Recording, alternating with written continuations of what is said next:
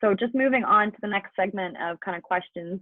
February is Black History Month, and we are doing different initiatives here at Windsor Lancers to promote Black history, Black culture, and also to highlight members of the Black community, not only in Windsor, but kind of in Canada in general, and especially on our staff and on our student athletes. So what does Black History Month mean to you? Probably honestly like a time of reflection.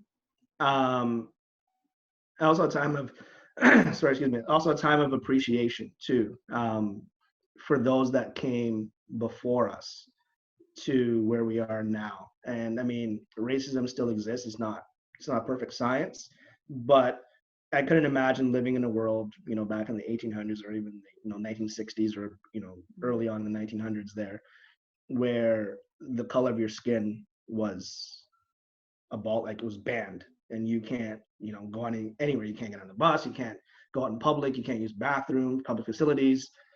So for me, Black History Month is just, again, honestly, this time of reflection and appreciation. And we don't, oftentimes people say, oh, racism is an America problem. It's not. It still happens in Canada. It happens every day. People experience it every day in different shapes or forms.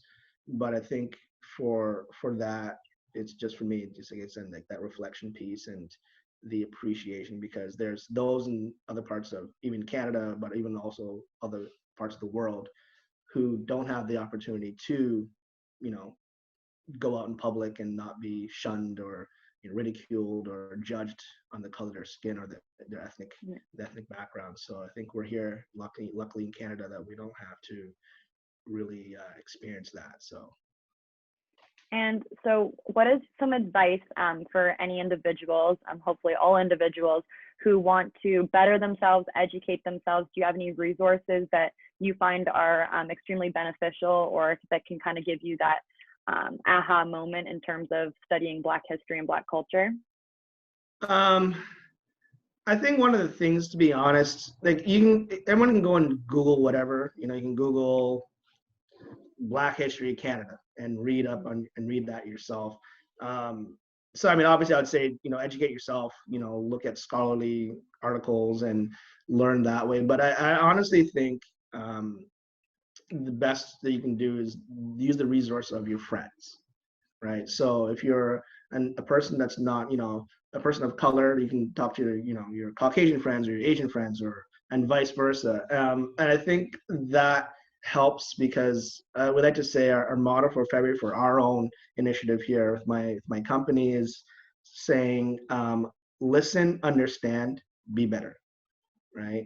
I think that listening piece, again, back to what we alluded to before, is important, because you can hear each other's story. You can hear, I remember back in the spring when, the killings of the Blacks were happening down in the States, a lot of my Caucasian friends were asking me about my experience. And it's something that we never had talked about ever. And I've known some of these people for 20 years, 25 years, right? And to now share that experience, and then they can go and do their own research after that, or their own readings, and they'll still ask questions. And I think that's more of an effective way of learning. I'm not saying the internet's not, but sometimes not everything on the internet is, you don't believe everything you read on the internet. But I think, just talking to your friends and your colleagues and your peers, your teammates, about their experience, and just truly wanting to learn. I think that goes a long way. Yeah.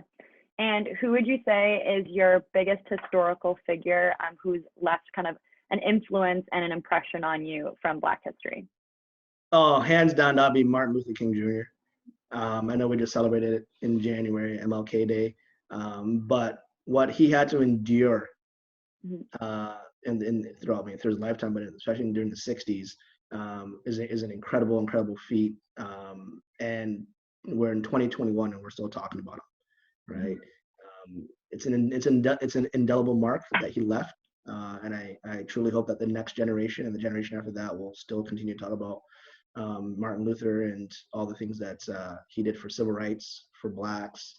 But it's not just about Blacks. It's for everyone, because his thing was just about equality for all. And obviously Blacks is the top priority. But yeah, I'd say I did a speech about him when I was in grade 8, And that won me from my class speech to go and talk in front of the school and stuff like that. And that, to me, that was pretty cool. So yeah, definitely MLK. He's my guy. So